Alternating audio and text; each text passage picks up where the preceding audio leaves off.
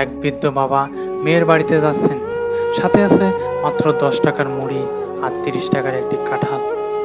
অনেকের কাছে হয়তো এগুলোর দাম খুবই সামান্য, কিন্তু একজন বাবার কাছে এগুলো ছিল তার অগাধ ভালোবাসার উপহার। সেই বাবা শুধু একটি কথাই বলেছিলেন, বছরের প্রথম ফল মেয়ের বাড়িতে না দিলে মানুষ কি বলবে। এই দৃশ্য আমাদের মনে করিয়ে দেয়, ভালোবাসার মূল্য কখনো টাকায় মাপা যায় না।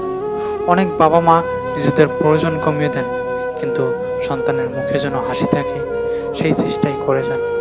তাদের সামর্থ্য হয়তো কম, কিন্তু সন্তানের জন্য তাদের ভালোবাসা সবসময় অনেক বেশি।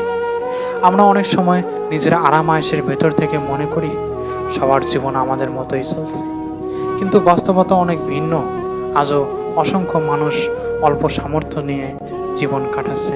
তাই কখনো ছোট উপহারকে নয়, এর পিছনে ভালোবাসা আর ত্যাগকে দেখুন। প্রত্যেকটি ছোট বড় উপহারকে সম্মান করতে শিখুন।